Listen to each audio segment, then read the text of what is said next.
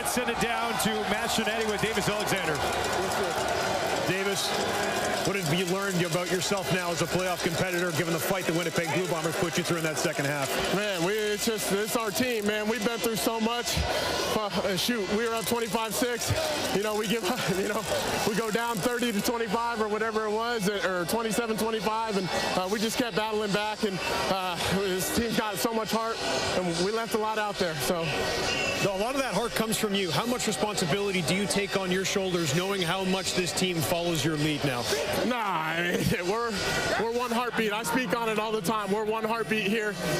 You know, quarterback's usually a natural leader, but it's one heartbeat in this locker room, and we feed off each other. They feed off me, I feed off them. Just a bunch of competitors. Now you go to Hamilton to face Bo Levi Mitchell, Devin Verisuck, Reggie Stubblefield, and the East champions of the regular season. What kind of challenge is ahead? Yeah, they're a great football team. Obviously, you know, they won the East. You know, they've been through a lot over there as well. So we're ready for the challenge. We're excited to go to the Hammer. It's going to be a great atmosphere, and we're excited. See you in Hamilton. Yes, sir. Thank you. Dusty. Thank you, Matt. How can you not be excited for that matchup, Dwayne? Well, I mean, this was fantastic playoff football put forth by both teams.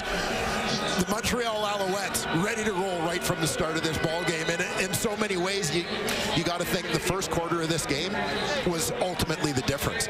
That Montreal put some points on the board right out of the gate, ready to go. It took the Bombers really until just before halftime to kind of get going and to find their footing. And against a team like Montreal, your margin for error is so small. A monumental run for the Bombers with 5 consecutive trips to the Grey Cup comes to an end. They didn't just hang around, they stormed back, took the lead, but Montreal was too much to handle in the end. 42-33, Montreal comes away on top.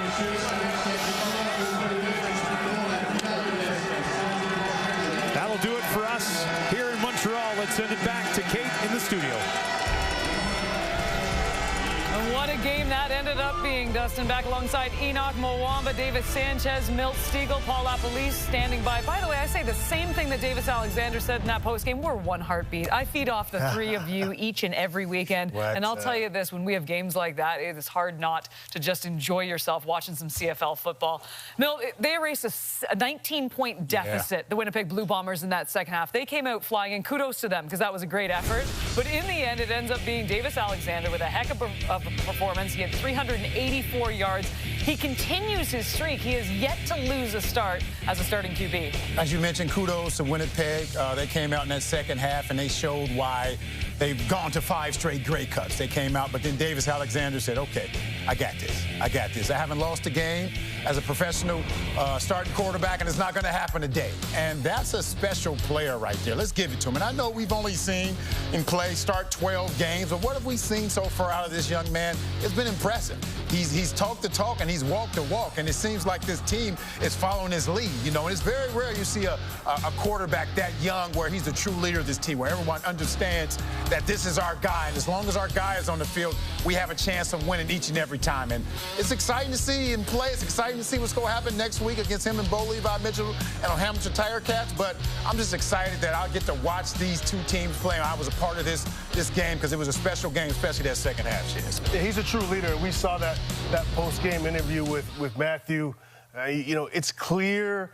You can see when there's some sense of disingenuousness to an interview. That's not the case at all. He deflected the credit. It was honest. And then also from a playing standpoint, what he talked about, they were down up 25-6. They lost down by 3, and he took over the game in big spots. He made big plays. You saw him buy time, that little flip pass, which was off schedule, big play. Again, making the first down with his leg. I felt like in the big moments, you thought that Davis would make a play to get them over the hump when they needed it, which was good to see in his first playoff start. The big moments, he came up with the big plays. Even in the small sample size amount of games that we saw him play this season, I don't know about you guys, but it's almost like you see him continue to improve. And what was extremely impressive to see Davis Alexander today was just how composed he was and how much in control he was. There were small mistakes that were made, and he was calming guys down.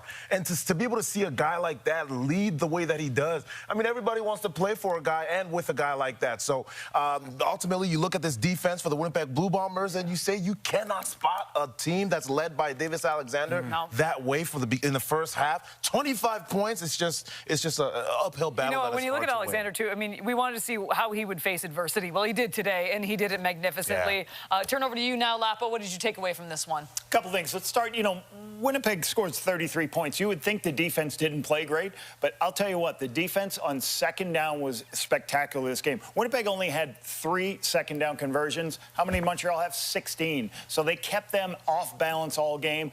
Secondly, rushing the football. 176 yards for one team, 43 for another. Guys, I would have bet my mortgage the 176 was the Winnipeg Blue Bombers, but that was Montreal Alouettes. They stopped Montreal's defense stopped the run, and hats off to Montreal's offense for doing it. And my last point, Joseph Zeman, special teams, didn't look like much, but every time Trey Valvell get those returns, right on the sideline. They did a good job of minimizing one of Winnipeg's greatest strengths. Yeah, they completely shut down Valvell in this game, and you know what? I don't know about you guys, but I just loved how good that second half ended up being. And I have high expectations for this next one. Montreal off to Hamilton for the East final, but who will be heading to Regina? We're going west next.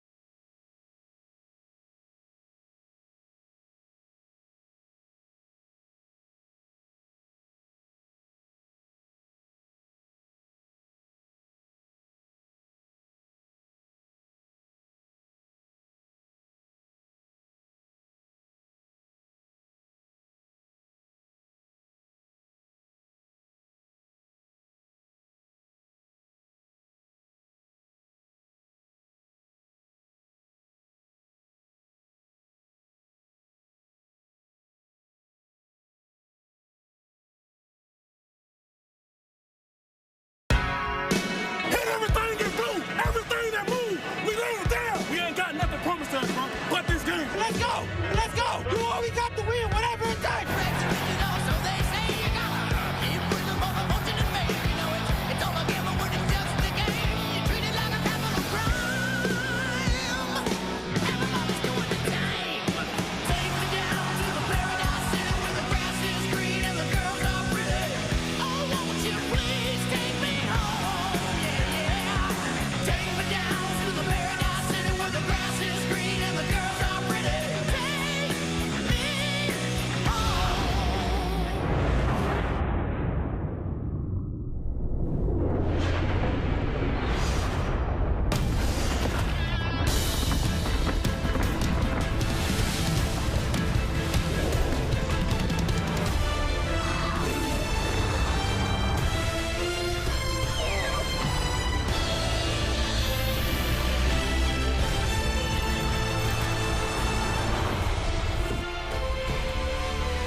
Big Play VA has been in the CFL for 9 years. He's on his 4th team, but he's never been to the Grey Cup.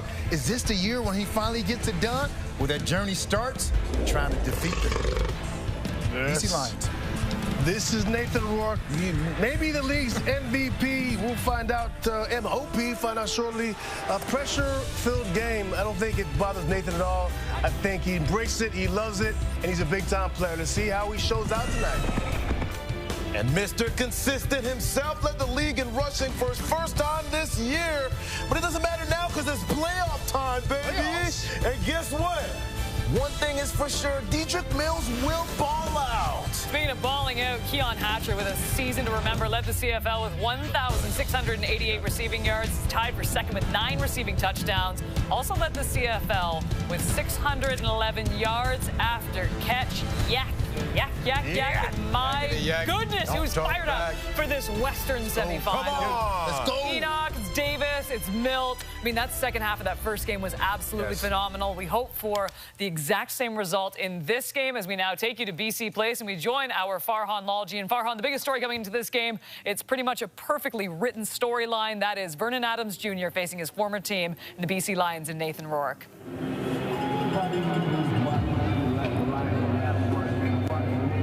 Yeah, Kate, and this is the third time this season that VA has faced the Lions, so you'd think he'd heard all he needs to hear about the storylines, but he hasn't beaten them yet. He knows that, and it is important to him. Also important is the early stages of this game. When you look at the last time BC played Calgary here, they sacked VA 4 times in the first half. The game before that, in Calgary, 2 interceptions on the first 2 drives. So the early stages matter to Vernon. He wants to not think about avoiding negatives. He wants to think about being in make-a-play mode all the way through. As for Nathan Rourke, the end of last season didn't go well for him. He got benched and didn't get to start the playoff game in Saskatchewan. He's not viewing this as a game that now has any more pressure attached to it. He believes he's...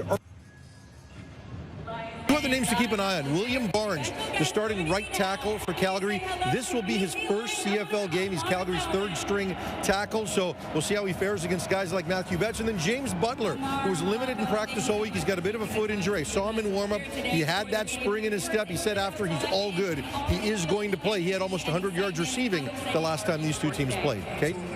It's going to be a great game today. Milton, you notice anything? Farhan, he still has that ink spot on his jacket. What's going on, Farhan? I thought that was just fashion, wasn't it?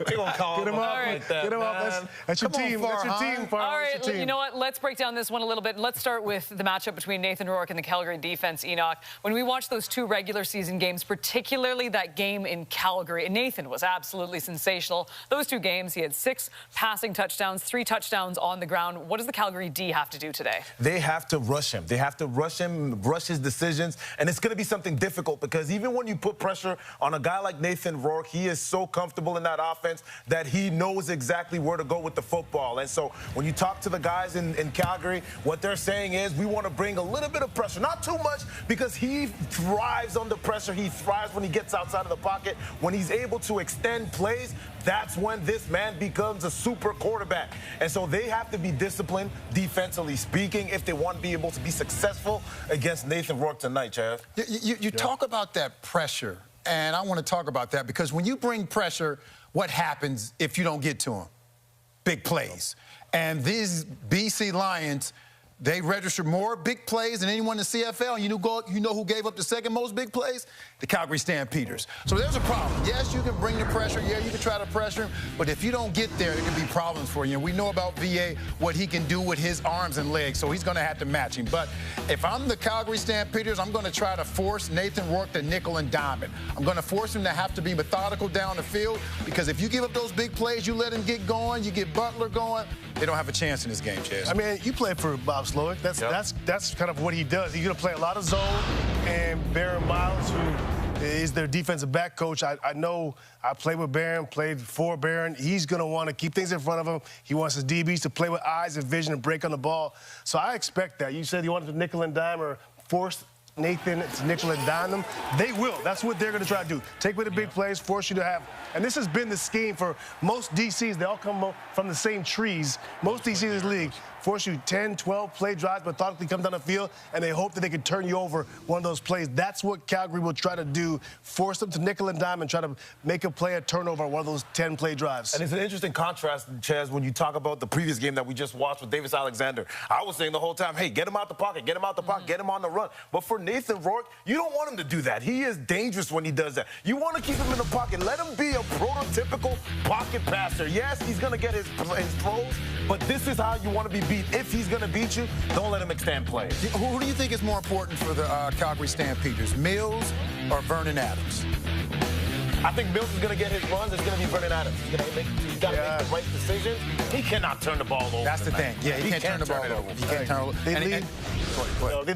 They lead with Mills. I agree that they have to lead with Mills, or they have to try to establish Mills and keep that to keep the pressure off of Vernon. End of the day, it's going to come to second downs and medium and second and long, and can VA make those key plays? All right, you guys sold me. You completely sold me on it. All right, coming up, we have our anytime touchdown picks. We didn't do so great in the first game. Maybe it'll be in this one. Vernon Adams Jr. back in the place that let him go. Will he get revenge today? It's the Stampeders and the Lions coming up on TSN.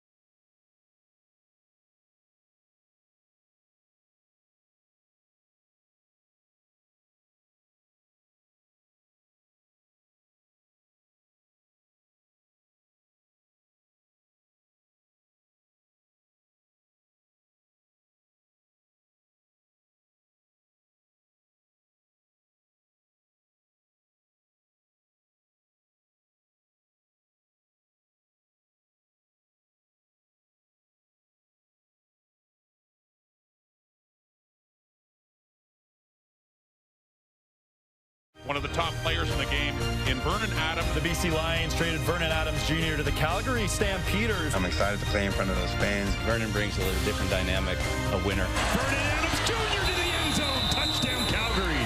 Adams, far corner, end zone, got it. Adams has landed on his feet in Calgary and then some. The 100th career passing touchdown for Vernon Adams. Vernon Adams Jr. will be facing his former team. He absolutely wants to win this game.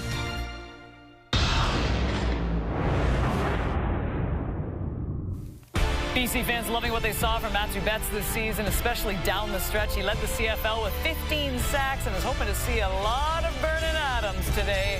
Here's Betts with Farhan. Matthew, in the first half, the last time you played Calgary in this building, you got 4 sacks on Vernon Adams in the first half. How important is getting pressure on him again? I mean, football stays football. We need to stop the run first, put pressure on VA, and when you do that, good things happen. So just high energy for fourth quarter. In your mind, what's been the biggest change in this defense over the last 6 weeks? I don't know, but we're playing confident. We're relying on each other, and I mean, we have a good group, so that helps. So really excited for this game, and can't wait to cut it loose with the boys. When you have Nathan Rourke on the other side, how much confidence does that give a defense? Well, yeah, hopefully Nathan plays a good game, has some long drives so we can sit on the bench, but really excited for him, really excited for the team. Thanks for this. Thank you, Farhan.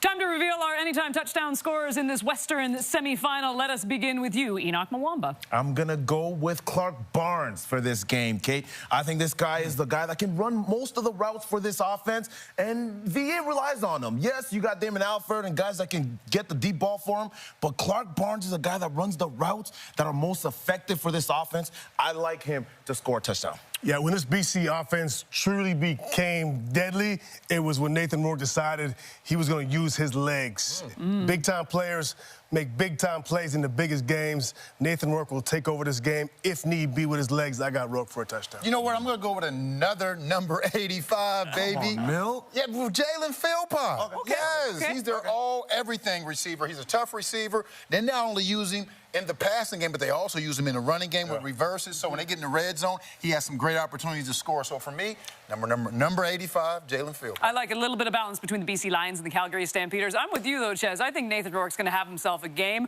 but he can also throw this ball. And the guy that he absolutely loves finding is one Keon Hatcher, leading the league in receiving yards this season. And why not get it done in the postseason as well? So I like Hatch to score a touchdown in this game. As we review one more time, we have Enoch with Clark Barnes. I like Keon Hatcher. Chezzy, you like Nathan Rourke using his legs. And then Milt, you like number 85, Jalen Philpott.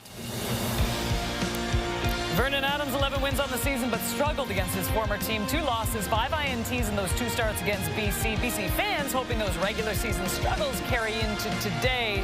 Here's Farhan once again with VA. The last time you started a playoff game in this building, it was the best game of your career. What do you hope to draw on? Man, I hope it's the same thing. Hope we can do the same thing today, man. Had a great week of practice, man. The fellas are ready. Yeah, we're ready for this opportunity. How important are the early stages of this game? The 2 meetings against BC, they really got to you and the offense early on. Yes, sir. We got to move the ball. We got to help our defense out and be better in the red zone. Thanks, VA. Yes, sir. Thanks, guys. God bless. Go Stamps. VA, a very up-and-down season, 8-2 to start, and then 0-4, and then 3-0. Nathan, meanwhile, leading the way in most yards, a total offense with 5,854, but they end up with nearly identical records, VA 11-6, and Nathan with 11-5. With more, here's Lapo. Watched a ton of film this week of the B.C. Lions and the Calgary Stampeders. Here's my keys to the game, and let's start with the B.C. Lions. The keys for them, and these are all Nathan Rourke things. What they are great at, attacking weaknesses of defense, Rourke's ability to use his legs.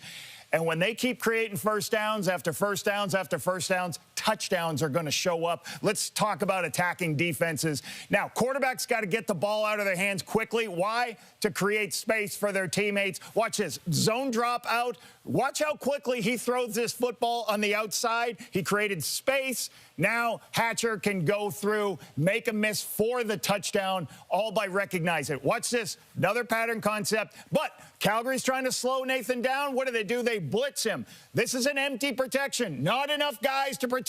But Nathan sees it immediately. He sees the weakness of this zone coverage, and he strikes it to Justin McInnes. And when the safety's out of position because he threw it on time, leads to another touchdown. I love this throw. Check down, can't find my guys. I take the underneath throw, which is a 6-yard gain, but what's it turn into? A 60-yard gain, getting his athletes the ball. Now, say you do it perfectly. 2nd and 15. Look at all these guys dropped in zone. Hey, we got him 2nd and extra. What are we going to do? No, he starts to use his legs. He scrambles around till the coverage breaks down and then creates another big play. His legs are the thing that is the difference. He averages 9.2 yards a rush. Watch this from the last Calgary game. Everybody's playing the run, pulls it, gets a huge touchdown to kind of blow this game open. So Nathan Rourke's legs are a big deal in this game, I think. And let's talk about this. You know, as I think about Calgary Stampeders, what do the Calgary Stampeders got to do? A couple of things. Keep Vernon on the field, run the football, win the turnover margin. My first point for Vernon is don't try to keep up with the Joneses. And what I mean by the Joneses, I mean Nathan Rourke. Don't watch this game. Don't see him making crazy throws. Last game, he had 2 interceptions on bad decisions, trying to force balls inside. Take the crumbs, stay on the field. Pat Delmonico, offense coordinator, run the football to Dedrick Mills. Keep Nathan Rourke and company on the sideline. And the most important thing, Calgary is number 2 in the Canadian Football League in turnover margin, winning the turnover margin battle. Do not give this BC Lions offense any more opportunities to score, hold on to the football, win the turnover margin. Calgary gets the win. Now, my last point, BC's going to be loud. A lot of fans there. Crowd noise might be a factor for Calgary. Looking forward to this West semifinal game.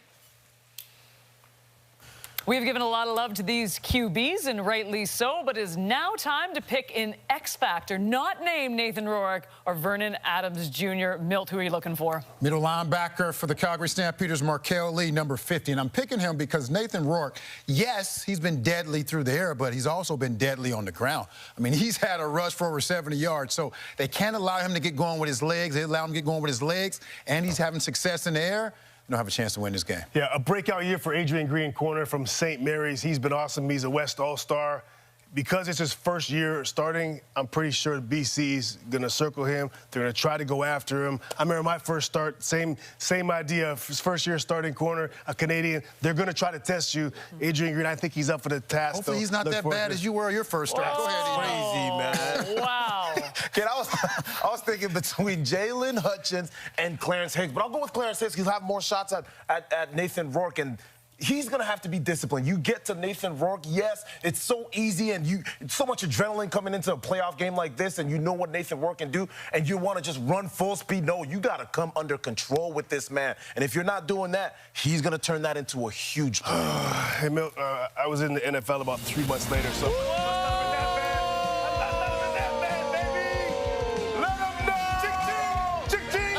Were you a DEI hire? A DEI? Let him know, Davis! I just asked them, please just keep me in the loop, you know, and we'll see where the dominoes fall, and if these other teams, or if it's here, or whatever. The B.C. Lions traded Vernon Adams Jr. to the Calgary Stampeders. Just excited for the new start, the new chapter in my book, to get it going over here. I'm excited about the fact that, you know, for the first time in a while, that I know where I'm going to be next year.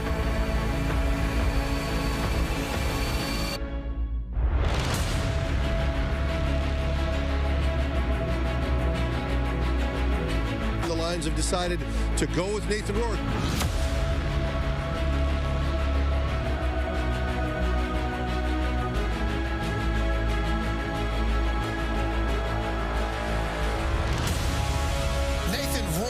Not only the hottest quarterback, but maybe the hottest player in the league right now.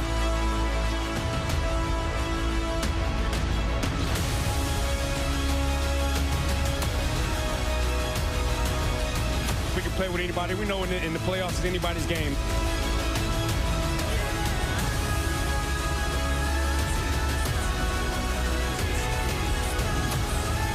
Let the debate and the conversation begin whether it was not the right move.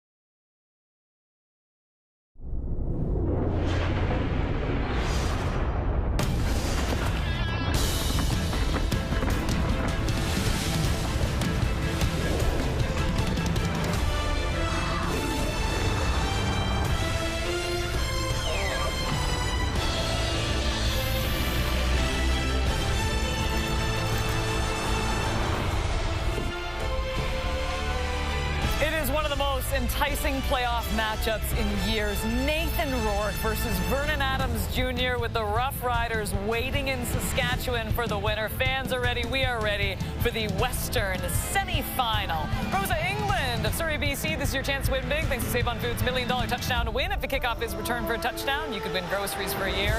If 2 kickoffs are returned for touchdowns, you could also win $1 million. Rod Smith and Glenn Suter after the break.